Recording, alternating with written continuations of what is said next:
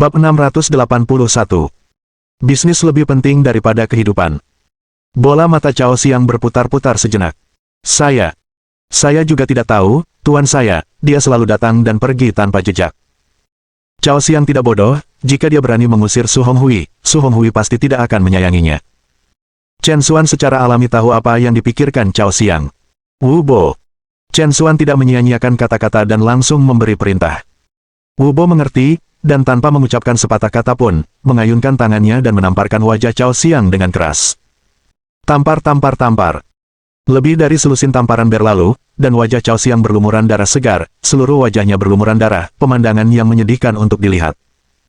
Cao Xiang tidak tahan lagi dan buru-buru berbicara, berhenti memukulku, aku akan memberitahumu. Tuanku memiliki hubungan yang baik dengan pemilik cincin pertarungan bawah tanah. Dia punya kamar di sana, dan dia biasanya pergi ke sana. Sialan, bukankah kamu tidak berbicara? Anda pantas dipukuli sampai mati. Wu Bo mengutuk dengan marah.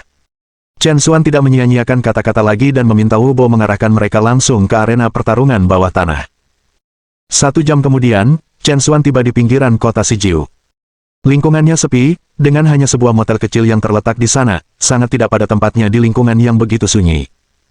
Faktanya, motel kecil ini hanyalah sebuah fasad.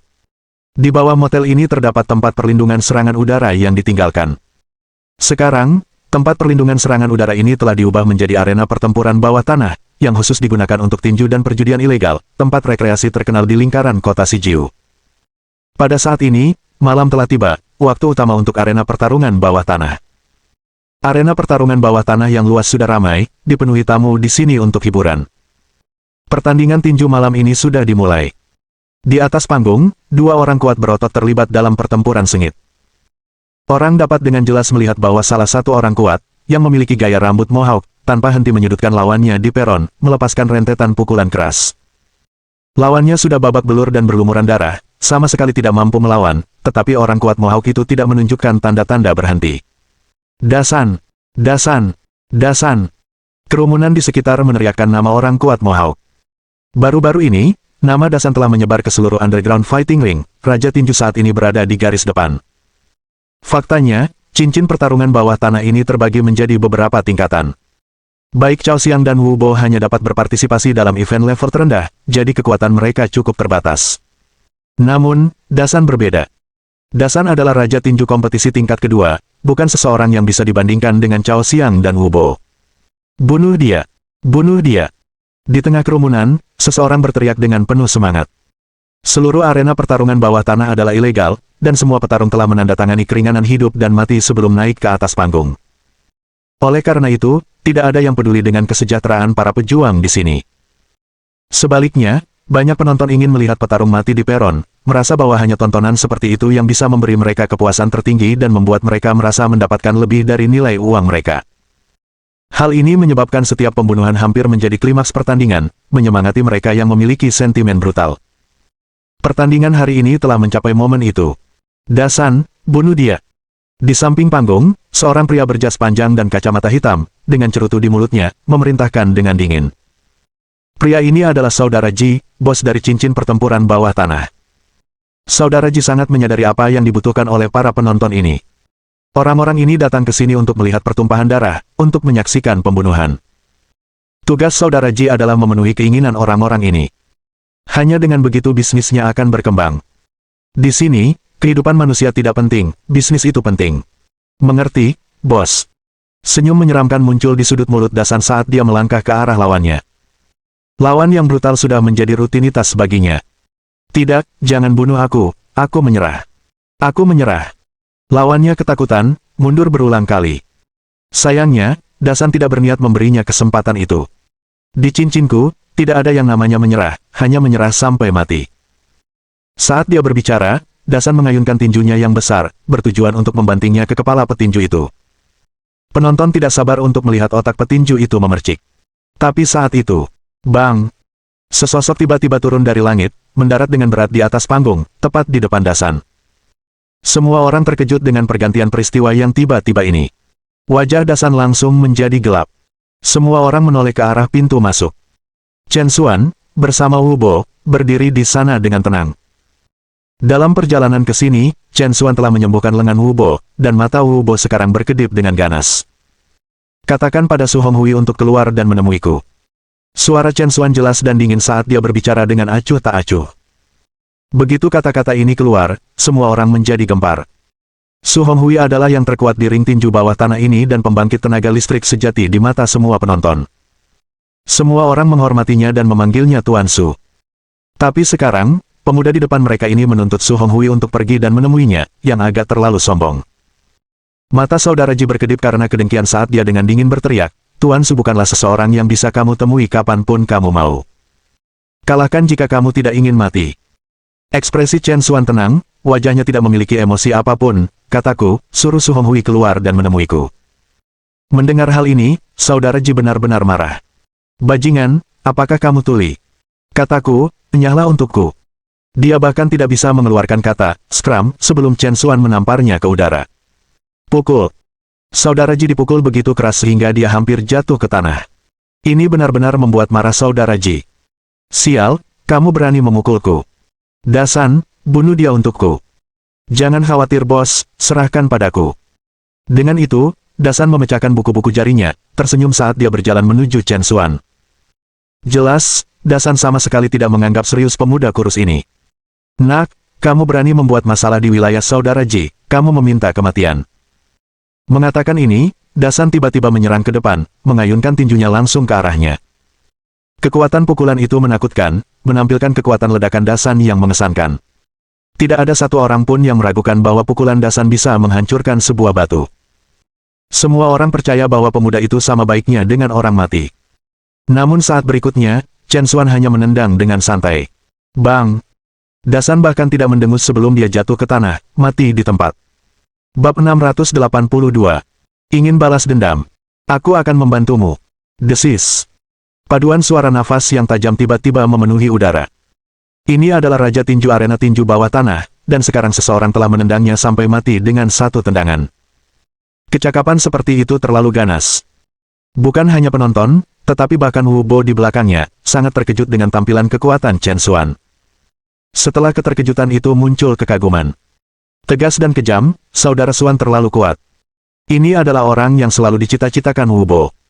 Saudara Ji melihat mayat gunung besar di tanah dengan ekspresi ngeri di wajahnya. Dia sangat menyadari kekuatan gunung besar, dan agar pemuda ini bisa menendang gunung besar sampai mati dengan satu kaki, dia jelas bukan orang biasa. Cepat, panggil Master Su. Saudara Ji berteriak. Pada titik ini, hanya master seperti Su Honghui yang bisa menandingi pemuda ini. Sementara itu, di sebuah ruangan di arena tinju bawah tanah, Su Honghui mempelajari teknik kultivasi yang dia peroleh dari Wu Bo. Teknik kultivasi yang luar biasa. Sungguh teknik kultivasi yang luar biasa. Hahaha. Saat dia melihat teknik skylifting hand di tangannya, Su Honghui tertawa terbahak-bahak. Dia yakin bahwa itu dengan teknik ini, tidak akan lama lagi kekuatannya akan melambung, mengubahnya menjadi master seni bela diri sejati, tidak hanya terbatas untuk menguasai arena bawah tanah kecil ini. Potensinya tidak terbatas. Namun, saat Su Honghui menikmati antisipasi masa depan yang cerah, seseorang segera mengetuk pintunya. Su Honghui membuka pintu dengan kesal. Tuan Su, masalah. Seseorang secara khusus meminta untuk bertemu denganmu, dan mereka telah membunuh gunung besar. Kakak Ji memintaku untuk menjemputmu. Staf di luar berkata dengan panik. Apa? Wajah Su Honghui menjadi gelap. Dia adalah bintang arena tinju bawah tanah ini, dan sekarang seseorang tidak hanya membunuh salah satu dari mereka sendiri tetapi juga memanggilnya dengan namanya. Ini adalah provokasi besar. Pimpin jalannya. Su Honghui mengikuti dengan ekspresi muram. Sesaat kemudian, Su Honghui tiba di tempat kejadian. Tuan Su telah tiba. Anak ini adalah daging mati. Sekarang akan ada pertunjukan. Hahaha. Kerumunan sangat senang melihat Su Honghui. Di mata mereka, Su Honghui lebih dari mampu menghancurkan pemula muda ini. Su Honghui melihat tubuh Big Mountain di atas panggung dan mengerutkan alisnya. Tidak ada cedera signifikan pada tubuh, itu jelas merupakan kekalahan satu pukulan. Tatapan Su Honghui menyapu Wu Bo dan akhirnya tertuju pada Chen Xuan. Meskipun pemuda ini tampak sangat biasa, Su Honghui merasakan tekanan yang belum pernah terjadi sebelumnya saat menghadapinya. Namun demikian, Su Honghui adalah seorang pria yang telah melihat adegan besar, dan lawan seperti itu tidak cukup untuk membuatnya takut. Jadi kaulah yang ingin menemuiku. Su Honghui memandang Chen Xuan dengan arogansi. Chen Xuan tetap tenang dan tenang, kembalikan barang-barang Wu Bo kepadanya, dan aku akan meninggalkanmu dengan seluruh mayatnya. Tidak lama setelah dia berbicara, seluruh tempat tertawa terbahak-bahak. Hahaha, nak, kamu benar-benar berbicara besar, berani meremehkan Tuan Su seperti itu. Anda mungkin bahkan tidak tahu bagaimana Anda akan mati. Kakak Ji mencibir. Yang lain juga mencemooh dan menggelengkan kepala. Su Honghui tertawa dingin dan berkata dengan menghina, saya pikir itu adalah seseorang yang penting, tetapi ternyata Anda di sini untuk membela anak yang tidak berharga ini. Anak muda, izinkan saya memberi Anda beberapa saran ramah. Jika Anda ingin membela orang lain, pastikan Anda memiliki kemampuan untuk mendukungnya, atau Anda mungkin akan kehilangan nyawa Anda sendiri saat gagal membalaskan dendam mereka. Wu Bo mengepalkan tinjunya karena marah. Su Honghui ini telah memukuli dia dan saudara perempuannya, dan bahkan mencuri teknik kultivasinya, dan sekarang dia masih sangat kurang ajar, sangat menjijikkan. Chen Xuan menghela nafas tanpa daya, ya, jika kamu tidak mau menerima roti panggang itu, maka jangan salahkan aku atas konsekuensinya. Chen Xuan kemudian melihat ke arah Wu Bo di sisinya. Dia mencuri barang-barangmu, memukulmu dan adikmu, dan menyebabkan adikmu jatuh ke dalam bahaya. Apakah kamu ingin balas dendam? Chen Xuan bertanya dengan tenang. Tanpa berpikir dua kali, Wu Bo dengan marah menjawab, tentu saja saya tahu. Saat ini, Wu Bo berharap dia bisa segera membunuh Su Honghui untuk melampiaskan kebenciannya yang membara. Namun, ekspresi Wu Bo segera jatuh, tapi Wu Bo sangat menyadari perbedaan kekuatan antara dirinya dan Su Honghui. Dengan kemampuannya, dia tidak bisa membunuh Su Honghui. Chen Xuan secara alami mengerti apa yang dimaksud Wu Bo, jangan khawatir, saya di sini. Jika Anda ingin membalas dendam, silakan. Wu Bo membeku, dia selalu mempercayai kata-kata Chen Xuan. Jika Chen Xuan mengatakan dia akan membantunya, maka dia pasti akan melakukannya. Setelah mendengar kata-kata Chen Xuan, Su Honghui tidak bisa menahan diri untuk tidak mencibir, dia balas dendam.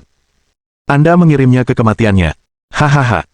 Wu Bo tidak menyia-nyiakan kata-kata lagi, dia percaya pada Chen Xuan. Su Honghui, bersiaplah untuk mati. Dengan raungan marah, Wu Bo melemparkan pukulan ke arah Su Honghui. Su Honghui sama sekali tidak peduli, karena dia sebelumnya berdebat dengan Wu Bo dan memandangnya tidak lebih dari orang lemah. Berpikir untuk membunuhnya adalah sebuah lelucon. Bawahan yang kalah mencari kematian. Su Honghui mengulurkan tangan dengan satu tangan untuk meraih kepalan tangan Wu Bo. Namun, saat Su Honghui menangkap kepalan tangan Wu Bo, kekuatan besar tiba-tiba melonjak ke telapak tangannya. Kekuatan ini, seperti tanah longsor yang deras, membawa kekuatan penindas yang tak ada habisnya yang melonjak dengan liar. Su Honghui mengucapkan dengan kaget dan curiga. Kekuatan luar biasa seperti itu sama sekali tidak terduga baginya. Su Honghui ingin segera menghadapinya dengan kedua tangan, tapi sudah terlambat. Hampir bersamaan, pop! Seluruh lengan kanan Su Honghui meledak seketika, menghujani daging dan darah. Tubuh Su Honghui terlempar ke belakang. Apa? Para penonton terkejut, mata mereka hampir terlepas dari rongganya. Satu pukulan telah melumpuhkan Su Honghui. Kekuatan seperti itu sangat kuat. Berjuang dan berlumuran darah, Su Honghui tersandung berdiri, matanya penuh kengerian saat dia melihat Wu Bo. Bagaimana ini mungkin? Kekuatan Wu Bo telah meningkat setidaknya puluhan kali lipat sejak pertemuan mereka di apartemen sewaan. Itu benar-benar tidak bisa dipercaya. Wu Bo, melihat tinjunya sendiri, juga agak terkejut, tetapi setelah merasakan jarum perak di bagian belakang lehernya, dia langsung mengerti segalanya. Ini adalah saudara Xuan yang diam-diam membantunya. Su Honghui juga menyadari fakta ini, semakin takut pada Chen Xuan. Tanpa mengangkat satu jari pun, bagaimana dia bisa meningkatkan kekuatan orang biasa ke tingkat seperti itu? Metode ini tidak pernah terdengar. Faktanya, Chen Xuan telah menggunakan ki sejatinya sendiri, melalui jarum perak, untuk terhubung dengan Wu Bo, sehingga mengendalikan tindakan Wu Bo. Bahkan pada puncaknya, Su Honghui mungkin tidak cocok dengan Wu Bo pada saat itu, apalagi sekarang karena Su Honghui adalah orang yang hancur. Dengan ekspresi muram, Wu Bo melangkah menuju Su Honghui. Su Honghui, ketakutan, terus mundur, dan kemudian tiba-tiba dia sepertinya mengingat sesuatu dan buru-buru mengeluarkan teknik kultivasi dari tubuhnya. Jangan bunuh aku, ini teknik budidayamu, aku mengembalikannya padamu sekarang. Berlutut, Su Honghui dengan patuh menawarkan teknik kultivasi dengan kedua tangan. Ada niat membunuh yang mengerikan di mata Wu Bo saat dia mengambil teknik kultivasi dan meliriknya, lalu dia berkata, memberikannya sekarang sudah terlambat. Setelah berbicara, Wu Bo mengangkat lututnya dengan tajam. Bang! Leher Su Honghui tersentak ke belakang, dan kepalanya, seperti boneka dengan tali putus, merosot ke bawah, mati tanpa keraguan. Bab 683. Pergi setelah perselingkuhan selesai. Tubuh Su Honghui bergoyang 2 kali dan kemudian jatuh ke tanah, wajahnya masih menunjukkan ekspresi tak percaya. Dia mungkin tidak percaya sampai kematiannya bahwa Wu Bo, yang dia perlakukan seperti barang sia-sia yang tidak berharga, benar-benar berani membunuhnya. Pada saat ini, darah Wu Bo mengalir deras ke kepalanya, jantungnya berdetak kencang, hampir melompat keluar dari tenggorokannya. Tidak heran dia begitu gelisah, lagi pula, ini adalah pertama kalinya dia membunuh seseorang. Wu Bo mengira dia akan merasa takut, tetapi tidak ada hanya sensasi dan kegembiraan setelah balas dendam. Seni bela diri pada awalnya adalah teknik untuk membunuh. Seorang seniman bela diri sejati harus tegas dalam membunuh, tanpa rasa takut. Jika dia tetap pemalu dan ragu-ragu seperti sebelumnya, Wu Bo tidak akan melangkah jauh di jalur seni bela diri. Melihat penampilan Wu Bo, Chen Xuan merasa cukup puas. Tindakan membunuh Su Honghui ini juga menandai perpisahan total Wu Bo dengan dirinya yang dulu pengecut. Mulai hari ini dan seterusnya, temperamen Wu Bo akhirnya menjadi dewasa. Sementara itu, seluruh arena pertarungan bawah tanah menjadi sunyi. Master Su, ahli hebat dan raja tinju di mata mereka, baru saja meninggal di tangan seorang pemuda yang tidak dikenal, yang sama sekali tidak terduga. Saudara Ji juga agak tertegun tetapi segera ekspresi wajahnya berubah suram lagi. Tidak hanya kedua orang ini menamparkan wajahnya, tetapi mereka juga membunuh kedua pilar tempatnya. Jika kata-kata keluar, saudara Ji tidak akan bisa tetap berada di dunia bawah. Sialan, pergilah, panggil semua raja tinju itu untukku. Aku akan mandi darah hari ini. Saudara Ji meraung dengan marah. 2 menit kemudian, beberapa petinju kekar datang. Mereka terbungkus jubah hitam dengan ikat pinggang emas lebar di pinggang mereka, memancarkan aura agresif dan mematikan. Orang-orang ini adalah raja tinju di arena pertarungan bawah tanah, masing-masing sekuat gunung. Biasanya, sangat sulit untuk melihat raja-raja tinju ini, dan sekarang setelah mereka tampil bersama, kegembiraan penonton melonjak ke puncaknya saat mereka meneriakkan nama-nama raja tinju favorit mereka. Mereka tidak peduli siapa yang akan menang atau kalah, selama mereka bisa melihat beberapa aksi dan dihibur, itu sudah cukup bagi mereka. Ini kesempatan terakhirmu, kalian berdua curs, berlutut dan bersujud untuk mengakui kesalahanmu dan mungkin aku akan mengampuni kalian. Kalau tidak, hari ini akan menjadi hari jadi kematianmu tahun depan. Sekarang raja tinjunya telah tiba, saudara Ji dengan jelas mendapatkan kembali kepercayaan dirinya. Chen Xuan tidak menanggapi, dan Wu Bo dengan tenang berbicara, kamu tidak perlu menyayangkan aku, karena aku juga tidak akan menyayangkan kamu. Setelah mengatakan ini, Wu Bo, tanpa kata-kata kosong lagi, langsung menyerang raja-raja tinju itu. Wu Bo sebelumnya hanya akan bertindak ketika dia tidak tahan lagi, tapi sekarang, dia akan menyerang atas inisiatifnya sendiri. Beberapa raja tinju mendengus menghina, jelas tidak menganggap serius Wu Bo yang berdiri di depan mereka, bertubuh kurus. Seorang raja tinju melemparkan pukulan untuk menemuinya secara langsung. Pukulan itu sengit dan cepat, setelah menjatuhkan banyak petinju dengan peringkat yang sama di atas panggung. Namun, Wu Bo menunduk rendah, dengan mudah menghindarinya. Pada saat yang sama, Wu Bo meluncurkan pukulannya sendiri. Gedebuk. Dia mendaratkan pukulan tepat di perut raja tinju, yang langsung meludahkan darah dan jatuh pingsan ke tanah. Raja tinju lainnya sudah mendekat, dan Wu Bo terus menyerang. Bang bang bang bang. Serangkaian bunyi gedebuk bergema, dan saat dia pergi, raja tinju satu demi satu jatuh ke tanah, masing-masing dikalahkan dalam satu gerakan. Dalam sekejap mata, 7 atau 8 raja tinju semuanya ditata oleh Wu Bo, dan seluruh cobaan itu memakan waktu tidak lebih dari beberapa detik. Pada saat itu, arena yang telah bersorak begitu liar terdiam sekali lagi. Mengalahkan semua raja tinju sendirian. Kekuatan pemuda ini benar-benar menakutkan. Saudara Ji benar-benar membatu pada saat itu. Semua raja tinju ini adalah seluruh ketergantungannya, dan sekarang semua ketergantungannya tergeletak di tanah seperti anjing mati, membuat saudara Ji sama sekali tidak percaya diri. Wu Bo memperhatikan saudara Ji, melangkah ke arahnya. Bawahan saudara Ji masing-masing bersembunyi jauh, tidak ada yang berani campur tangan. Saat dia mendekat, saudara Ji berlutut dengan bunyi gedebuk. Besar. Kakak, aku salah. Tolong, bebaskan aku kali ini. Sebelum saudara Ji selesai berbicara, Wu Bo menendangnya tepat di dada. Seperti bola meriam, saudara Ji terbang dan menabrak tembok dengan keras, pingsan. Setelah mengatasi semua masalah, Wu Bo kembali ke sisi Chen Xuan. Terima kasih, saudara Xuan, karena telah membalaskan dendamku. Wu Bo membungkuk pada Chen Xuan, rasa hormatnya pada Chen Xuan sekarang tulus dan dari lubuk hatinya. Chen Xuan melepaskan jarum perak dari belakang leher Wu Bo dan berkata dengan acuh tak acuh, ayo pergi. Dengan mengatakan itu, Chen Xuan membawa Wu Bo pergi dengan bermartabat, hanya menyisakan Raja-Raja Tinju yang berteriak kesakitan, bersama dengan mayat gunung besar Tuan Su. Kepergian mereka membawa kesan, setelah menyelesaikan masalah, saya menanggalkan jubah saya dan pergi, menyembunyikan kehebatan dan ketenaran saya secara mendalam. Itu adalah saat yang tepat setelah Chen Xuan dan Wu Bo pergi, penonton yang ketakutan akhirnya sadar. Raja Tinju. Ini adalah Raja Tinju sejati. Raja Tinju Kotasi. Raja Tinju Kotasi. Sorak-sorai bergema dari arena pertarungan bawah tanah. Setelah peristiwa ini, nama Raja Tinju Kotasi menyebar ke separuh kota Sijiu. Dan Wu Bo, setelah mengalami peristiwa ini, akhirnya menyadari kesalahannya, hanya berani berlatih keras di rumah, tidak berani lagi menimbulkan masalah. Sementara itu, kekaguman Wu Pingsui terhadap Chen Xuan mencapai puncaknya. Pria yang luar biasa seperti itu adalah segalanya yang bisa diimpikan oleh Wu Pingsui. Dia tidak akan pernah membiarkan dia lolos begitu saja. Pagi itu, Wu Pingsui berkunjung lagi, membawa sepanci sup. Kakak perempuan Sue, bukankah aku sudah memberitahumu? Aku hanya bisa pergi makan di restoran. Kamu tidak perlu memasak untukku. Chen Xuan berkata, tidak berdaya. Bagaimana itu bisa baik-baik saja? Anda adalah kakak laki-laki Wu Bo, Tuan, ipar. Bagaimana saya bisa membiarkan Anda makan makanan luar? Selain itu, bagaimana makanan dari luar bisa lebih enak daripada yang dibuat di rumah? Saat Wu Pingsui mengatakan hal-hal ini, dia tidak lupa untuk membuat Chen Xuan tersenyum penuh arti, jelas menyiratkan sesuatu. Bagian yang memalukan adalah, Chen Xuan benar-benar mengerti arti di balik kata-kata Wu Pingsui. Batuk-batuk.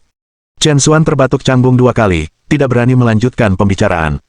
Baiklah kalau begitu, aku baru saja selesai membuat sup ini. Cobalah dengan cepat dan lihat bagaimana hasilnya. Wu Pingsui berkata sambil mengangkat tutup panci.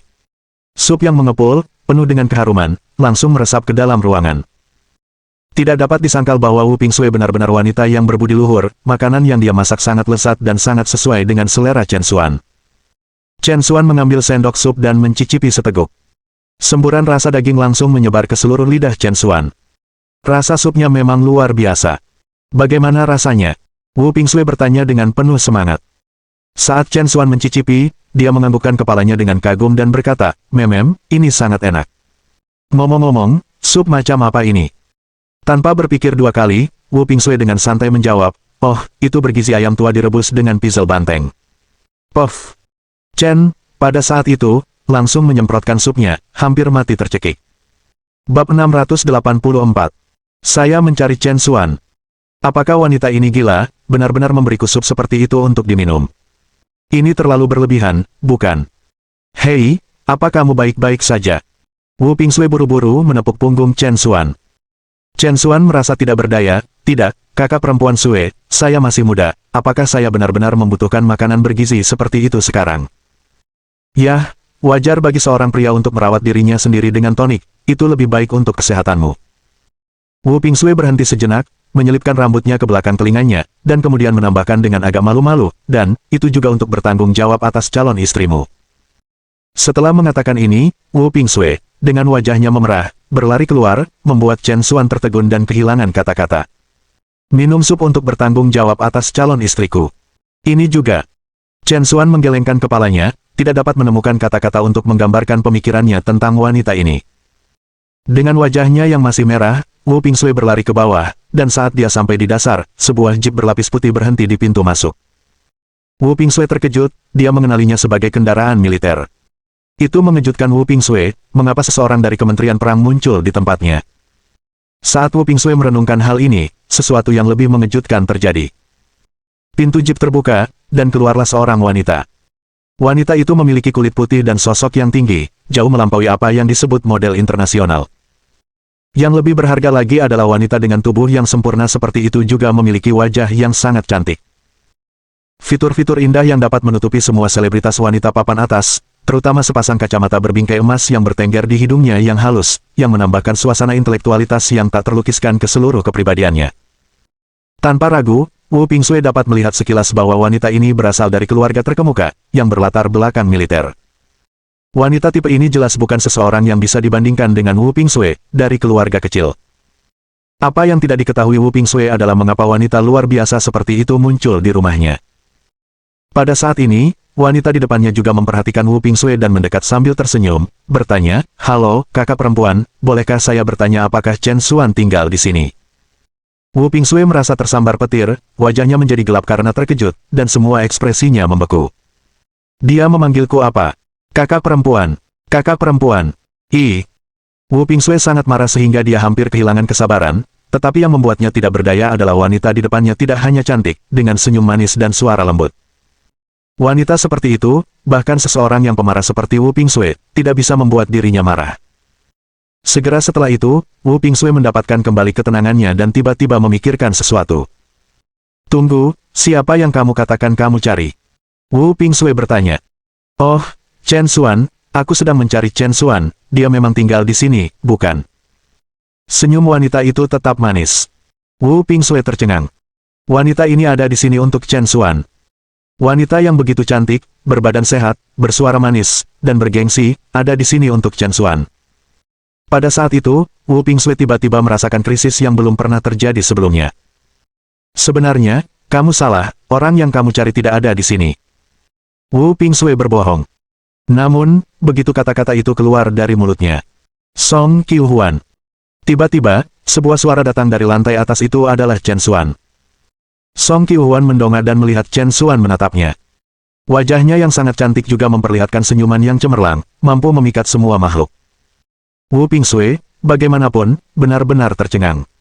Dia tiba-tiba menyadari bahwa dia memiliki saingan lain dalam cinta. Beberapa menit kemudian, Chen Xuan dan Song Qiuhuan berjalan keluar pintu bersama-sama. Melihat Song Qiuhuan dengan jas paritnya, Chen Xuan merasa linglung. Sejak Song Qiuhuan meninggalkan kota Huai, sudah lama sejak mereka bertemu, dia tidak menyangka dia akan datang mencarinya. "Bagaimana kamu tahu di mana aku tinggal?" Chen Xuan bertanya dengan rasa ingin tahu. Song Qiuhuan tersenyum, "Ini sangat kebetulan. Beberapa hari yang lalu, saya sedang browsing di ponsel saya dan menemukan beberapa berita tentang kompetisi makanan obat. Aku melihatmu di sana, dan begitulah aku tahu kamu ada di kota Sijiu."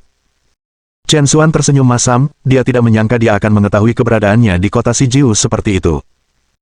"Kamu juga, kamu tahu aku ada di kota Sijiu tetapi bahkan tidak meneleponku ketika kamu sampai di sini. Apa, tidakkah kamu menganggapku teman?" Kata Song Qiuhuan, dengan sedikit keluhan dalam suaranya. Kata, "teman," untuk beberapa alasan, terdengar pahit datang dari mulut Song Qiuhuan. Hari itu, dia meninggalkan kota Huai bersama saudara laki-lakinya Song Xingyun, meninggalkan Chen Xuan dengan ciuman yang tak terlupakan dan janji untuk menunggunya di Yanjing. Sekarang Chen Xuan memang ada di sini, Song Qiuhuan, bagaimanapun, tidak berani melampaui batas, hanya berani memanggilnya teman. Petik 1. Chen Xuan tersenyum tipis, tentu saja tidak. Hanya saja saya datang ke kota Sijiu secara diam-diam, karena ada masalah, jadi saya tidak ingin menimbulkan masalah yang tidak perlu bagi orang lain. Keluarga Song Qiuhuan memiliki latar belakang militer, dan dia secara alami tahu tentang masalah Chen Xuan dengan 4 keluarga besar di timur, barat, utara, dan selatan. Dia tertawa ringan dan berkata, "Jangan khawatir, ini kota Sijiu. Tidak peduli seberapa berani keempat keluarga besar itu, mereka tidak akan berani ikut campur di sini." Kata-katanya tidak salah. Keempat keluarga besar itu sudah cukup mencolok, cenderung menarik perhatian. Jika mereka berani menimbulkan masalah di kota Sijiu, itu akan menjadi provokasi yang disengaja, dan mereka bahkan mungkin tidak tahu bagaimana mereka mati pada akhirnya. Karena kita akhirnya bertemu, biarkan aku menjadi pembawa acaranya. Ayo, aku akan mentraktirmu makan. Song Qiuhuan melamar sambil tersenyum. Chen Xuan tidak menolak dan mengangguk. 10 menit kemudian, Song Qiuhuan membawa Chen Xuan ke restoran Sijiu. Restoran Sijiu, dengan sejarahnya selama 1 abad, pada awalnya didirikan untuk menjamu tamu asing dan sangat penting di kota Sijiu. Song Qiuhuan jelas sangat mengenal tempat itu, bahkan manajer restoran dan pelayan sangat akrab dengannya, menunjukkan antusiasme yang besar. Namun, tatapan mereka pada Chen Xuan agak aneh. Karena, selama bertahun-tahun, ini adalah pertama kalinya mereka melihat Song Qiuhuan makan sendirian dengan seorang pria. Mungkinkah pemuda ini adalah pewaris dari beberapa keluarga berpengaruh? Song Qiuhuan membawa Chen Xuan dan dengan santai menemukan tempat untuk duduk. Keduanya mengobrol tentang ini dan itu sambil menikmati makanan mereka. "Wanita itu barusan, apakah dia kekasihmu?" Song Qiuhuan tiba-tiba bertanya tiba-tiba. Puff. Chen Xuan hampir tersedak makanannya. Para wanita ini, mengapa mereka semua begitu tiba-tiba saat berbicara? "Kekasih apa? bagaimana aku bisa punya kekasih? Dia hanya tuan tanah saya, Chen Xuan menjelaskan. Tuan tanah. Song Qiuhuan jelas skeptis, kamu benar-benar mengubah tuan tanahmu menjadi kekasihmu, kamu benar-benar sesuatu. Chen Xuan. Bagaimana mungkin dia masih tidak bisa menjelaskan dirinya dengan jelas? Bab 685. Saya benar, bukan? Saat Chen Xuan sedang mengobrol santai dengan Song Qiuhuan, sebuah suara tiba-tiba terdengar di samping mereka. Nona Song, sungguh kebetulan bertemu denganmu di sini. Song Qiuhuan menoleh dan melihat seorang pria parubaya mengenakan pakaian Biro Keamanan Umum, menatapnya dengan penuh semangat. Song Qiuhuan tersenyum tipis, ternyata itu sutradara Zhao. Ekspresi Chen Xuan berubah ketika dia melihat nomor lencana di seragam Direktur Zhao. Melihat nomor lencana pria ini, jelas dia adalah orang peringkat kedua di sektor keamanan publik. Memang, seperti yang diduga Chen Xuan, pria ini bernama Zhao Tianheng, dan dia memegang posisi tertinggi kedua di Biro Keamanan Umum Kota Sijiu, memegang kekuasaan yang cukup besar. Namun, di sini ada seorang pria yang memiliki kekuatan sebesar itu dan bertubuh lebih tua, menunjukkan rasa hormat yang ekstrim dan mengadopsi postur yang sangat rendah di depan Song Qiuhuan. Tapi ini tidak mengherankan, karena saudara laki-laki Song Qiuhuan adalah dewa perang wilayah barat yang terhormat, dan latar belakang seluruh keluarga Song begitu signifikan sehingga menakutkan, bahkan di seluruh kota Sijiu, hanya ada sedikit keluarga yang bisa dibandingkan dengan keluarga Song. Zhao Tianheng mungkin memiliki reputasi yang signifikan, tetapi di depan keluarga Song, dia bukan apa-apa. Namun, menghadapi seseorang sekaliber Zhao Tianheng, Song Qiuhuan tetap sangat tenang dan tenang, menunjukkan kemudahan yang sangat kontras dengan dokter sederhana yang pernah dia temui di rumah sakit, hampir seperti dua orang yang berbeda. Chen Xuan tidak bisa menahan diri untuk tidak mengagumi ke dalam hati. Song Qiuhuan memang berasal dari keluarga besar, sikap dan keberaniannya bukanlah sesuatu yang bisa dibandingkan dengan gadis biasa. Namun demikian, Chen Xuan juga merasa bahwa Song Qiuhuan, saat dia berada di rumah sakit, tampak lebih tulus, sementara wanita yang duduk di depannya sekarang memberinya jarak. Setelah berbasa-basi dengan Song Qiuhuan selama beberapa saat, tatapan Zhao Tianheng akhirnya tertuju pada Chen Xuan. Nona Song, siapa ini? Song Qiuhuan memperkenalkan sambil tersenyum, ini temanku, Chen Xuan. Chen Xuan, ini Zhao Tianheng dari Biro Keamanan Umum Kota Sijiu, Direktur Zhao. Direktur Zhao, halo. Meskipun Chen Xuan tidak menyukai kesempatan seperti itu, dia masih tersenyum dan berdiri untuk menyambut Zhao Tianheng, bagaimanapun juga, dia bermaksud untuk membangun koneksinya di kota Sijiu, dan saat ini sepertinya waktu yang tepat untuk memulai. Biasanya, seseorang dengan status Chen Xuan tidak akan menarik perhatian tokoh penting seperti Zhao Tianheng, tetapi sekarang, berkat hubungannya dengan Song Qiuhuan, Zhao Tianheng secara alami tidak berani menunjukkan pengabaian sedikit pun terhadap Chen Xuan. Bagaimanapun, Song Qiuhuan terkenal menyendiri, dan di dalam seluruh lingkaran kota Sijiu, jarang ada desas-desus tentang dia memiliki teman. Dan sekarang, di sini dia sedang makan sendirian dengan seorang pria bernama Chen Xuan. Implikasi di balik ini tidak hilang pada Zhao Tianheng. Tuan Chen, benar-benar muda dan menjanjikan. Nama saya Zhao Tianheng. Anda dapat memanggil saya Old Zhao, dan jika Anda membutuhkan bantuan, jangan ragu untuk bertanya. Hahaha. Senyum Zhao Tianheng hangat dan dia tampak sangat mudah didekati. Tetapi mereka yang mengenal Zhao Tianheng sadar bahwa dia sangat keras pada hari-hari biasa. Chen Xuan baru saja meraih tangan Zhao Tianheng dan hendak berbicara ketika dia tiba-tiba merasakan sesuatu dan ekspresinya berubah. Zhao Tianheng juga dibuat bingung oleh reaksi Chen Xuan. Tuan Chen, ada apa? Apakah ada masalah? Zhao Tianheng bertanya, bingung. Chen Xuan menghela nafas dan berkata, saya baik-baik saja, tapi... Tapi apa? Zhao Tianheng menekan. Chen Xuan ragu-ragu sejenak sebelum akhirnya berkata, saya menyarankan agar Direktur Zhao pergi ke rumah sakit untuk pemeriksaan sesegera mungkin. Mungkin ada masalah dengan pankreas Anda. Zhao Tianheng sedikit tertegun, matanya terbelalak tak percaya saat dia menatap Chen Xuan. Zhao Tianheng tidak bisa tidak bertanya-tanya apakah Tuan Chen ini memiliki masalah di kepalanya. Untuk datang dan mengatakan secara langsung bahwa ada masalah dengan pankreasnya. Apakah ini kutukan yang disengaja? Sejujurnya, dengan temperamen Zhao Tianheng, jika bukan karena fakta bahwa pihak lain adalah teman Song Qiuhuan, dia akan meledak dalam kemarahan di sana. Berani mengutuknya, sungguh berani. Tuan Chen, apakah kamu bercanda denganku? Sepertinya kita baru pertama kali bertemu, jadi bagaimana Anda bisa begitu yakin bahwa ada yang salah dengan pankreas saya? Zhao Tianheng menekan kemarahan di dalam hatinya dan berhasil tersenyum paksa saat dia berbicara. Ekspresi Chen Xuan tenang, sejujurnya, saya memiliki sedikit pengetahuan tentang kedokteran. Sebelumnya, ketika saya berjabat tangan dengan Direktur Zhao, saya merasa denyut pankreas Direktur Zhao memiliki masalah yang signifikan, yang membuat saya membuat kesimpulan. Jabat tangan. Denyut nadi. Zhao Tianheng hendak tertawa. Jabat tangan dengan Chen Xuan hanya berlangsung 2 atau 3 detik, dan untuk mendiagnosis masalah kesehatan dalam waktu sesingkat itu. Bukankah ini lelucon? Jika hanya itu yang diperlukan untuk diagnosis yang akurat, lalu apa gunanya peralatan bernilai jutaan dolar di rumah sakit? Mereka tidak akan menjadi apa-apa selain hiasan. Bukan hanya Zhao Tianheng yang memikirkan hal ini, tetapi bahkan rombongannya tidak bisa menahan mulut mereka untuk menahan tawa mereka, jelas menganggap kata-kata Chen Xuan terlalu dibesar-besarkan untuk menjadi kenyataan. Tuan Chen benar-benar memiliki selera humor. Sejujurnya, saya baru saja menjalani pemeriksaan kesehatan pagi ini, dan kondisi saya sangat baik sekarang. Namun, saya menghargai pemikiran itu, Tuan Chen.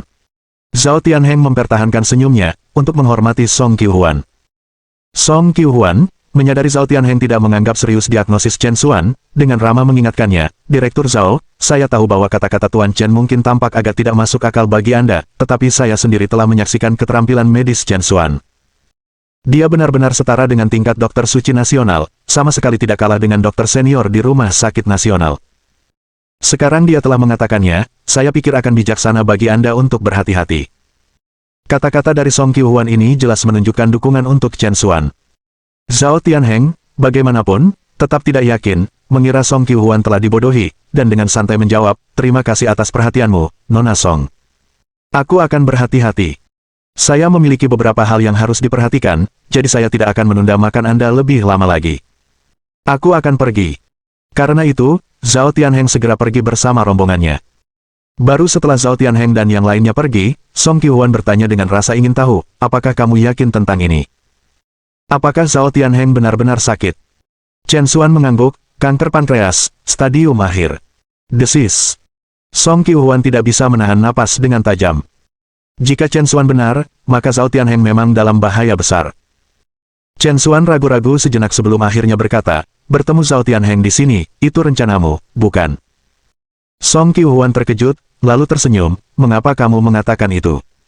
Chen Xuan tersenyum dan mengungkapkan spekulasinya, dari semua restoran, Anda memilih yang ini secara khusus. Dan dengan status Anda, serta hubungan Anda dengan manajer di sini, Anda harus makan di kamar pribadi. Namun, Anda secara khusus memilih untuk berada di aula, dan terlebih lagi, di dekat koridor. Selanjutnya, saat kamu baru saja berbicara denganku, kamu melirik keluar, seolah menunggu seseorang. Jadi, Anda membawa saya ke sini, mungkin untuk secara khusus menciptakan kesempatan bagi saya untuk bertemu Zhao Tianheng. Apakah saya salah? Bab 686. Kamu masih kamu. Ini adalah deduksi Chen Xuan, serta perasaannya yang paling tulus. Setelah mendengar analisis Chen Xuan, Song Qiuhuan terkejut, lalu dia tidak bisa menahan tawa masam. Aku tidak menyangka kamu cukup pintar, tidak sebodoh yang terlihat di permukaan. Chen Xuan. Apakah ini seharusnya menjadi penghinaan atau pujian? Song Qiuhuan melanjutkan, kamu benar, aku memintamu datang ke sini untuk makan malam justru karena aku tahu Zhao Tianheng akan datang hari ini, dan aku sengaja ingin memperkenalkanmu padanya. Zhao Tianheng saat ini berada di tengah-tengah peningkatan karir dan secara aktif mencari pendukung. Jadi, ketika dia melihatmu bersamaku, dia akan mencoba memenangkanmu, untuk menjalin hubungan dengan keluarga Song kita. Setelah mendengar pengakuan jujur Song Qiuhuan, Chen Xuan cukup terkejut untuk sementara waktu. Suatu ketika, di matanya, Song Qiuhuan hanyalah seorang dokter yang menyelamatkan nyawa dan membantu yang terluka, dengan pikiran yang sederhana. Tapi sekarang, kedalaman pikirannya benar-benar mengejutkan Chen Xuan. Apakah kamu merasa hampir tidak mengenalku lagi? Tampaknya memahami pikiran Chen Xuan, Song Qiuhuan bertanya sambil tersenyum. Namun, siapapun bisa mengatakan bahwa senyumnya dipenuhi dengan kepahitan. Lahir dalam keluarga dengan latar belakang dan kekayaan yang mendalam, di mana pakaian tersedia dan makanan sampai ke mulut. Keluarga seperti itu pasti seperti yang diimpikan oleh kebanyakan orang. Namun, bagi Song Qiuhuan, keluarga seperti ini adalah belenggu, yang sejak lahir ditakdirkan untuk menahan semua kebebasannya.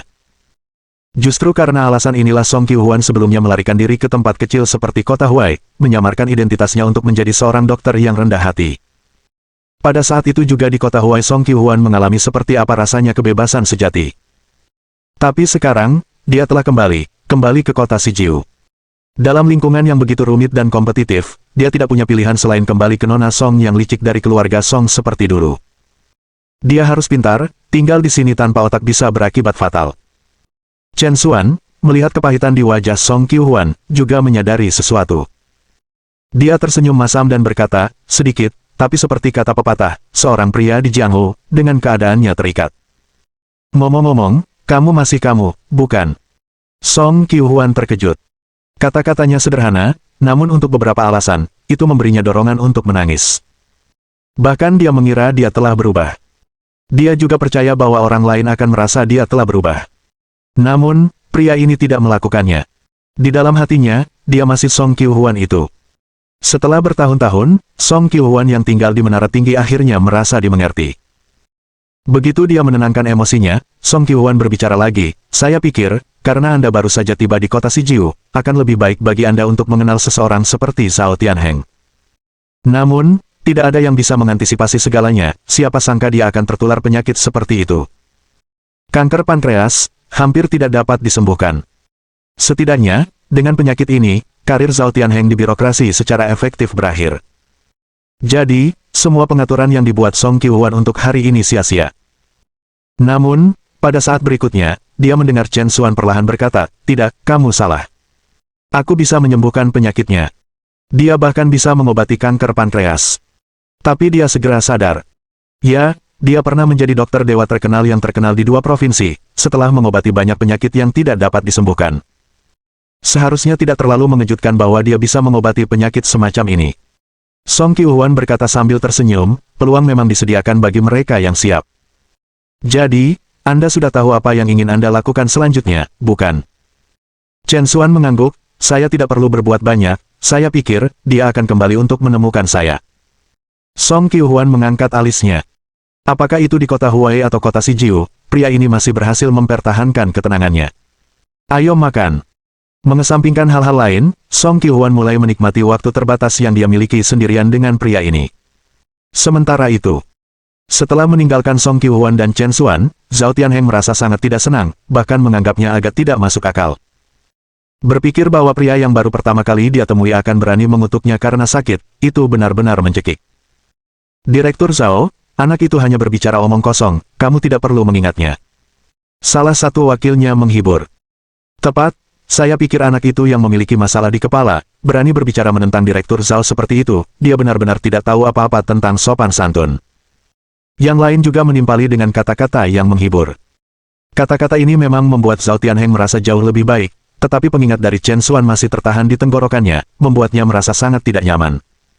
Kemudian, Zhao Tianheng memikirkan sesuatu dan berkata kepada wakilnya, Xiao Liu, pemeriksaan yang saya lakukan di rumah sakit pagi ini, hasilnya sudah keluar. Xiao Liu berpikir sejenak dan berkata, rumah sakit mengatakan hasilnya akan siap dalam 2 jam. Seharusnya sudah waktunya. Kalau begitu hubungi rumah sakit sekarang dan tanyakan bagaimana situasinya. Xiao Liu mengangguk cepat, oke, saya akan menelepon sekarang. Karena itu, Xiao Liu segera menghubungi rumah sakit. Beberapa menit kemudian, Xiao Liu berlari kembali, wajahnya pucat, dan dia berkata dengan panik, Direktur Zhao. Direktur Zhao, itu tidak baik. Ada masalah dengan laporan pengujian Anda. Apa? Wajah Zhao Tianheng menjadi pucat, apa yang sebenarnya terjadi? Xiao Liu segera melaporkan semua yang dia pelajari dari rumah sakit. Ternyata, hasil tes Zhao Tianheng persis seperti yang diprediksi Chen Xuan. Kanker pankreas, stadium akhir. Rumah sakit masih memverifikasi situasinya, jadi mereka tidak segera memberitahu dia, tetapi mereka juga mengatakan bahwa hasilnya tidak mungkin berubah. Gedebuk. Mendengar kata-kata Xiao Liu, kaki Zhao Tianheng menjadi lemah, dan dia hampir roboh ke tanah jika bukan karena reaksi cepat dari orang-orang di sekitarnya yang mendukungnya. Direktur Zhao, apakah kamu baik-baik saja? Baiklah. Setiap orang normal setelah mendengar hasil ini pasti akan merasa sulit untuk menerimanya. Zhao Tianheng tidak terkecuali. Selama bertahun-tahun, dia rajin bekerja, berjuang untuk naik ke atas, dan akhirnya mencapai kesuksesannya saat ini. Tepat saat dia akan maju lebih jauh, bencana ini melanda. Takdir. Mungkinkah takdir telah memutuskan bahwa dia, Zhao Tianheng, tidak ditakdirkan untuk ini? Zhao Tianheng merasakan ketidakadilan yang mendalam dari kehidupan. Pada saat ini, Xiao Liu bergumam, siapa sangka, anak itu benar.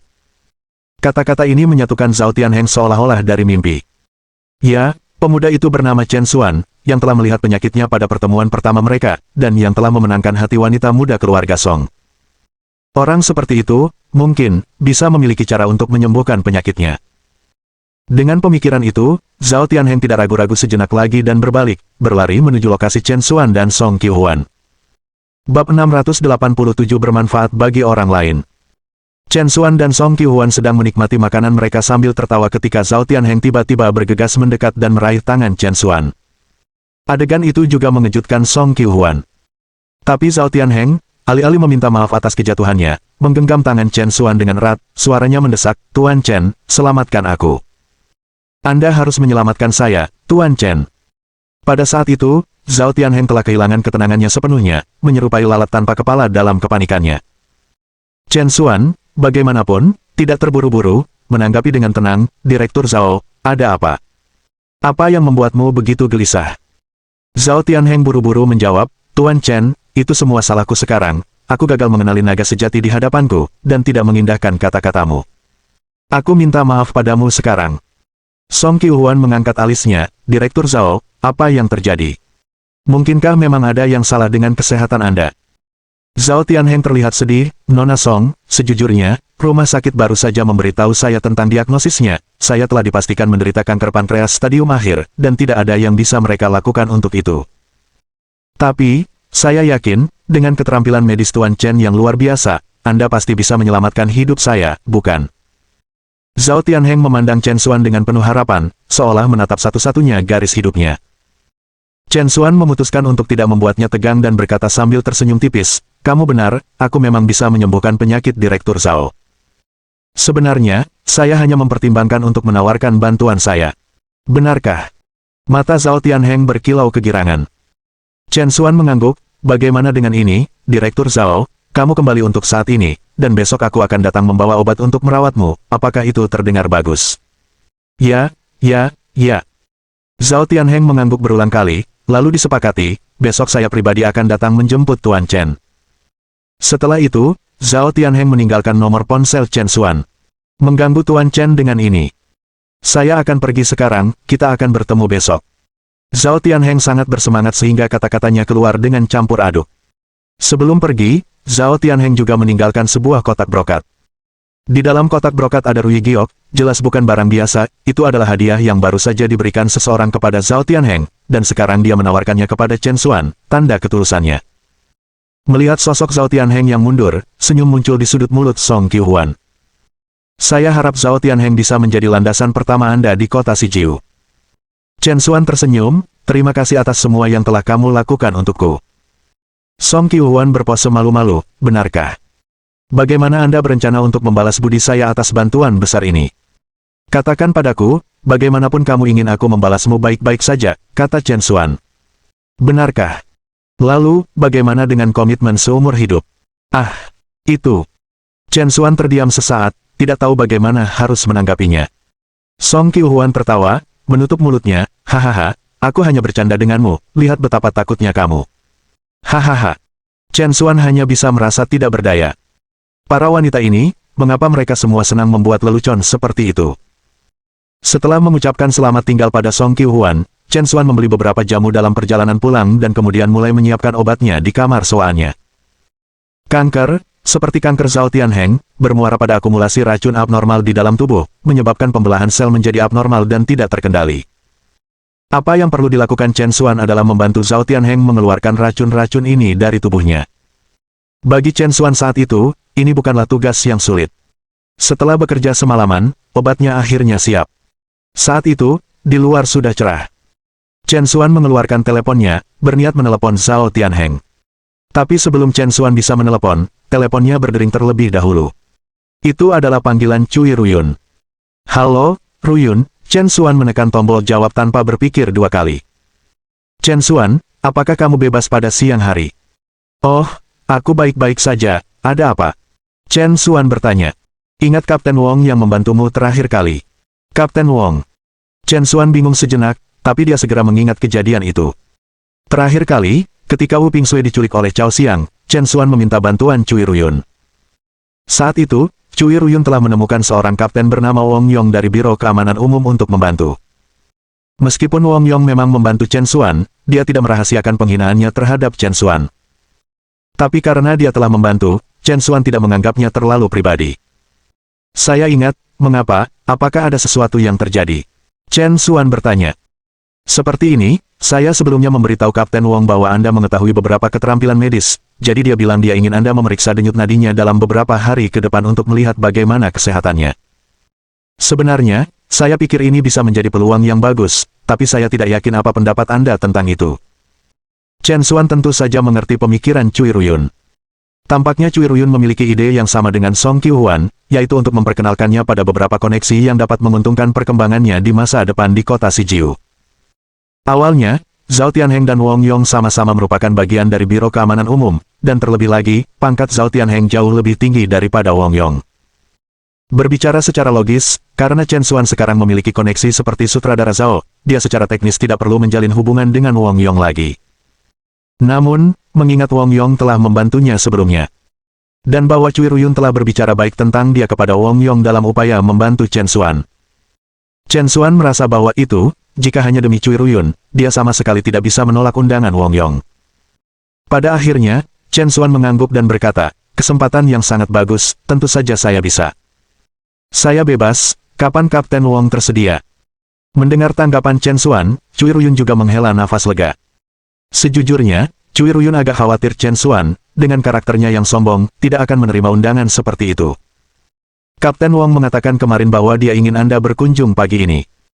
Chen Xuan berpikir sejenak dan, melihat masalah dengan Direktur Zhao tidak mendesak, dia mengangguk dan berkata, baiklah, aku akan pergi sekarang. Bagus, aku akan menjemputmu sekarang, dan kita bisa pergi bersama. 20 menit kemudian, Cui Ruyun pergi ke rumah sewaan dan menjemput Chen Xuan, lalu langsung menuju kediaman Wong Yong. Menyaksikan Maserati putih pergi, Wu Pingshui cemberut di ambang pintu. Baru kemarin seorang gadis kaya yang sangat cantik pergi, dan hari ini seorang pemilik yang seksi dan menawan tiba.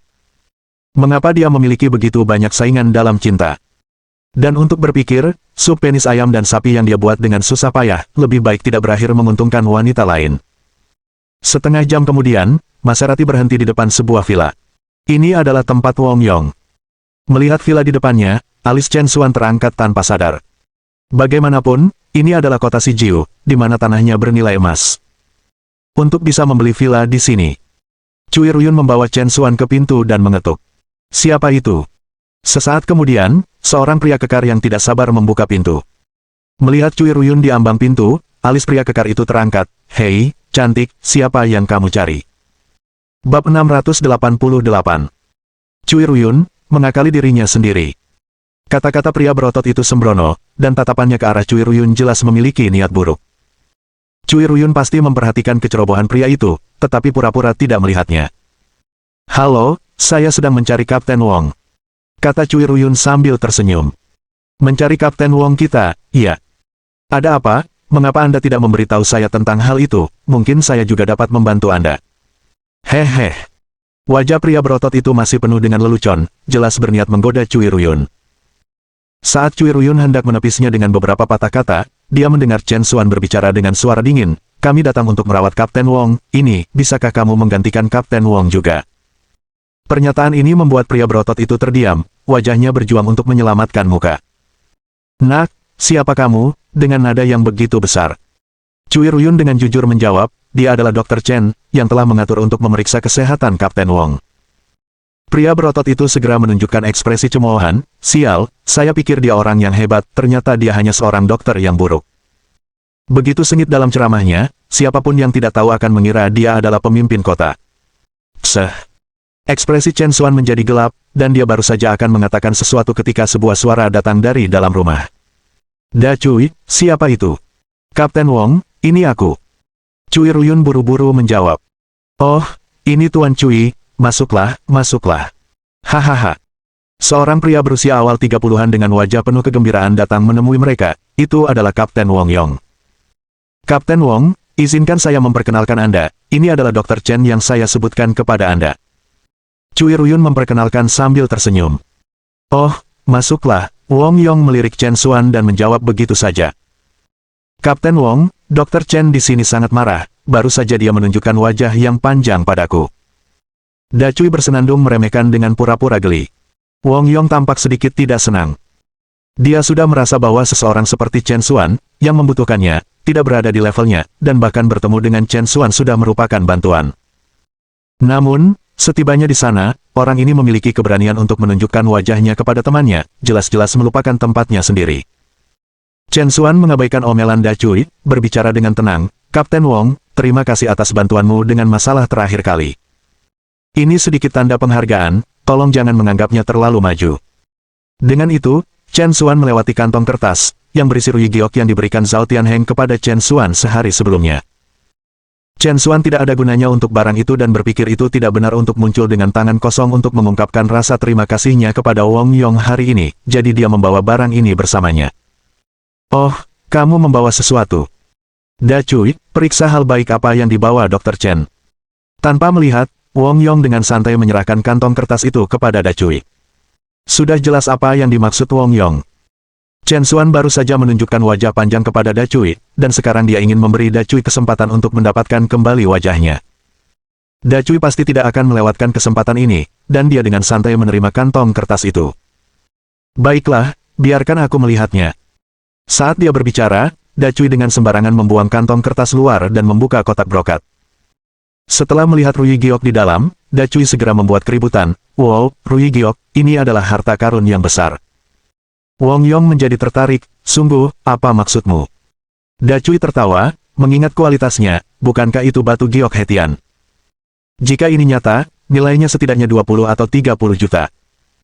Hanya saja, sepotong batu giok Hetian yang begitu besar, sejujurnya, mungkin langsung masuk ke museum." "Di mana Anda mengambil yang ini?" "Dari warung pinggir jalan." Hahaha. Implikasi dalam kata-kata Da Cui jelas, batu giok yang diberikan Rui Chen Xuan adalah palsu dan sama sekali tidak bernilai uang. Jelas, Wong Yong tidak percaya bahwa Chen Xuan akan bersedia memberinya hadiah yang begitu mahal, dia juga tidak percaya Chen Xuan memiliki sarana. "Lupakan saja, karena ini adalah isyarat niat baik, sebaiknya kita menerimanya." Wong Yong berkata dengan santai. "Oke, Kapten Wong, aku akan mendengarkanmu." Dengan itu, Da Cui dengan santai melemparkan Rui Giok ke atas meja. Pada saat ini, suara lain di ruangan itu angkat bicara, "Hei, karena itu palsu, itu tidak terlalu berharga. Kaki meja ini agak goyah. Mungkin juga menggunakannya untuk menstabilkannya." Mata Da Cui berbinar, "Ide bagus. Itu benar, benar membuat yang terbaik darinya, hahaha." Saat dia berbicara, Da Cui mendorong Rui Giok langsung ke bawah kaki meja. Krek. Saat meja ditekan, Rui Giok langsung pecah berkeping-keping. "Sempurna, sekarang stabil. Hahaha." Da Cui dan yang lainnya sama sekali tidak peduli dan tertawa terbahak-bahak. Bahkan orang bodoh pun bisa melihat mereka dengan sengaja mempermalukan Chen Xuan. Alis Chen Xuan berkerut sedikit.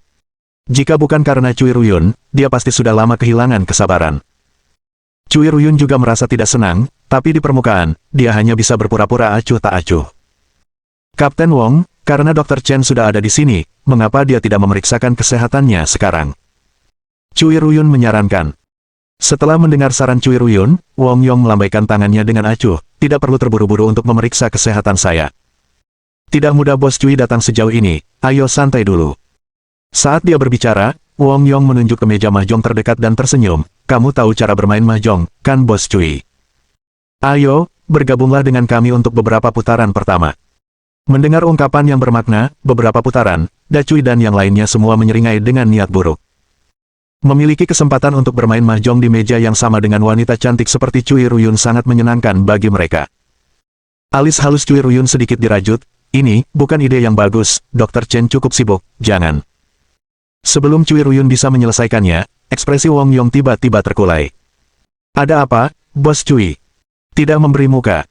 Senyum Wong Yong tegang, mengisyaratkan potensi untuk berubah menjadi bermusuhan. Cui Ruyun baru saja tiba di kota Sijiu dan tentu saja tidak berani menyinggung perasaan orang seperti Wong Yong. Sejujurnya, Cui Ruyun sekarang menyesal membawa Chen Xuan ke sini. Dia merasa seperti telah mengakali dirinya sendiri. Seandainya dia tahu Wong Yong akan memperlakukan Chen Xuan dengan sikap ini, dia tidak akan membawanya ke sini untuk menderita penghinaan ini. Tetapi pada saat ini, Cui Ruyun tidak punya pilihan lain selain membuat konsesi. "Bahkan jika saya tidak akan memberikan muka kepada siapapun, saya tidak akan berani untuk tidak memberikan muka kepada Kapten Wong. Karena Kapten Wong sedang dalam mood, maka saya akan bergabung dengan Kapten Wong untuk beberapa ronde." Cui Ruyun memaksakan senyum dan hanya bisa mengikuti jejak Wong Yong. Chen Xuan melihat sikap Cui Ruyun dan merasakan ketidakberdayaan. Dia sekarang merasa agak malu karena pengaruhnya terlalu kecil, jika tidak, bagaimana mungkin seseorang seperti Wong Yong begitu berani dan mendominasi mereka.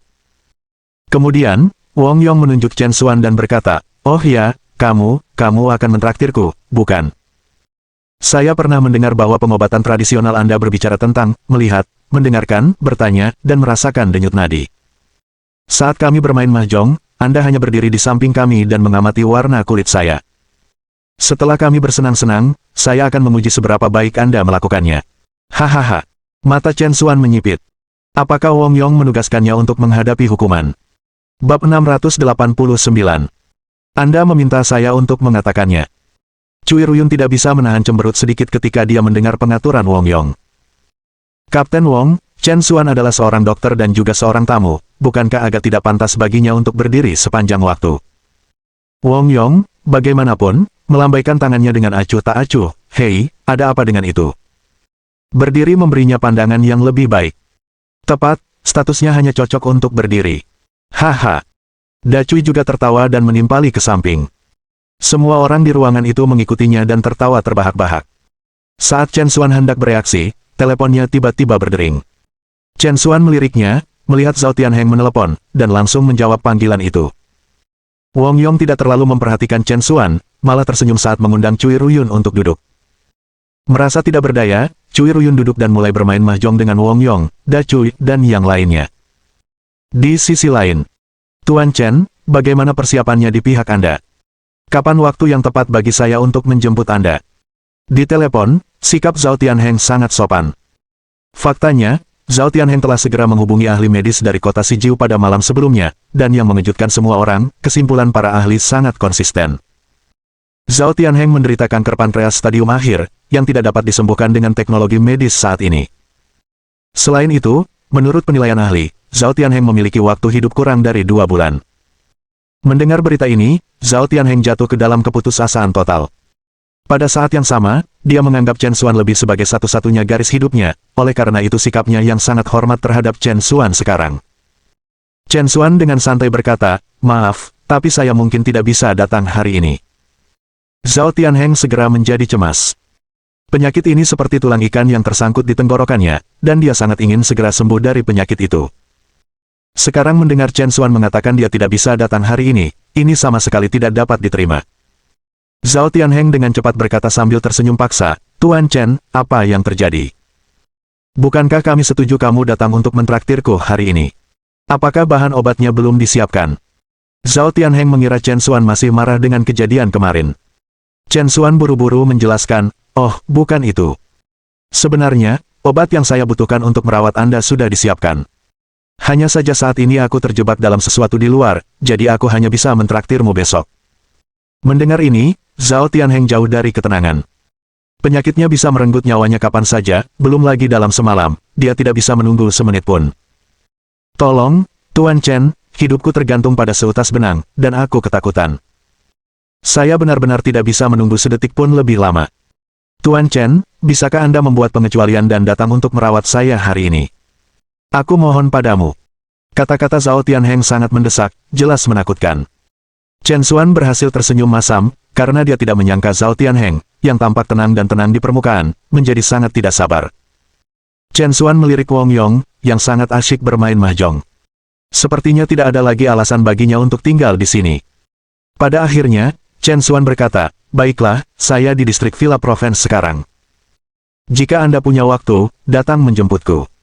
Setelah itu, Chen Xuan memberitahu Zhao Tianheng tentang lokasinya. Zhao Tianheng sangat gembira, "Tunggu saja, Tuan Chen, aku akan datang menjemputmu sekarang." Kemudian, Chen Xuan dan Zhao Tianheng mengakhiri panggilan.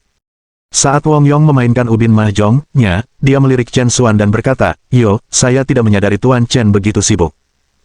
Jadi, bagaimana, bukankah kamu ahli dalam bidang kedokteran? Anda telah melihat saya selama beberapa waktu, ayolah, angkat bicara, penyakit apa yang saya miliki di sekujur tubuh saya?" Wong Yong tersenyum di sudut mulutnya, tampak seperti sedang menunggu untuk melihat Chen Xuan membodohi dirinya sendiri. Dacui dan yang lainnya juga mencemooh dengan niat buruk, menunggu untuk melihat Chen Xuan mempermalukan dirinya sendiri. Chen Xuan memfokuskan pandangannya dan mengamati Wong Yong dari ujung kepala sampai ujung kaki. Di bawah tatapan Chen Xuan yang cermat, seluruh tubuh Wong Yong disajikan kepadanya dengan cara yang istimewa. Meridian Wong Yong, titik akupuntur, dan kondisi berbagai bagian tubuhnya semuanya jatuh sepenuhnya ke dalam pandangan Chen Xuan. Setelah memindai, Chen Xuan memiliki pemahaman yang cukup tentang kondisi fisik Wong Yong, termasuk penyakit apa yang dia derita sebelumnya dan apa yang dia derita sekarang, semuanya sangat jelas. Menyadari hal-hal ini, senyum muncul di bibir Chen Xuan. Dengan ketakutan, Wong Yong sendiri mungkin tidak tahu bahwa, meskipun dia tampak sehat di permukaan, dia sebenarnya dalam bahaya besar. Jadi, apa yang kamu lihat? Wong Yong bertanya sambil tersenyum. Dia tidak bisa melihat apa-apa. Hahaha. Da Cui berkata dengan jijik. Dengan ekspresi tenang, Chen Xuan berkata, saya telah melihatnya, kondisi Kapten Wong tampaknya tidak begitu baik. Setelah mendengar ini, wajah Wong Yong langsung berubah sedingin es. Nak, apa maksudmu? Apa kau mengutukku? Wong Yong berteriak dengan marah. Dia hanya meminta Chen Xuan untuk memeriksanya untuk bersenang-senang. Tapi tiba-tiba, Chen Xuan benar-benar berani membuat pernyataan, dan mengatakan bahwa kondisinya tidak baik tidak lain adalah pembalasan yang disengaja. Tidak terpengaruh, Chen Xuan menjawab, saya seorang dokter, saya hanya mendiagnosis, bukan mengutuk orang. Wong Yong mengejek, baiklah, saya ingin mendengar dengan tepat bagaimana Anda mendiagnosis saya. Kamu bilang kondisiku tidak bagus, kan? Sekarang beritahu saya, di mana tepatnya kondisi saya tidak baik. Da Cui mencibir, nak, jangan bilang aku tidak memperingatkanmu, pikirkan baik-baik sebelum berbicara. Jika Anda berani melontarkan omong kosong tanpa berpikir, saudara-saudara di sini tidak akan membiarkan Anda pergi dengan mudah. Orang-orang lain juga melihat ke arah Chen Xuan, siap memberinya pelajaran kapan saja. Cui Ruyun menjadi cemas, takut jika Chen Xuan mengatakan hal yang salah, itu bisa berakibat buruk bagi mereka. Chen Xuan melirik Da Cui dan yang lainnya dan berkata, saya pikir lebih baik tidak berbicara di depan begitu banyak orang. Lagi pula, beberapa hal mungkin tidak begitu menyenangkan jika diucapkan dengan lantang. Chen Xuan mengatakan ini sepenuhnya karena niat baik.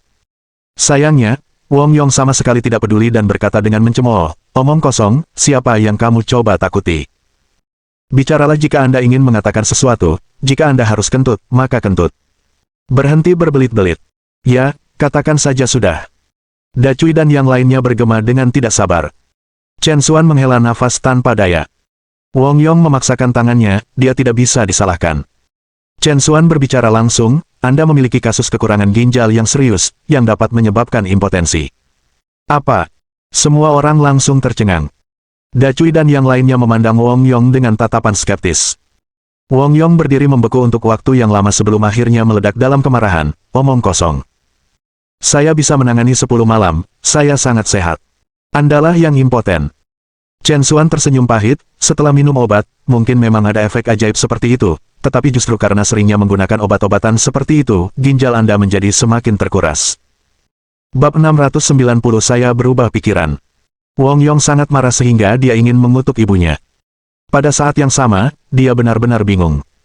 Memang, semua yang dikatakan Chen Xuan benar. Wong Yong memang menderita penyakit itu, dan dia memang perlu minum obat secara teratur untuk mengatasinya. Tapi ini adalah urusan pribadi Wong Yong, dan tidak ada orang lain yang mengetahuinya selain dirinya sendiri. Namun entah bagaimana, orang di depannya ini tahu segalanya dengan sangat jelas, yang sama sekali tidak terbayangkan. Namun, itu bukan bagian yang paling penting.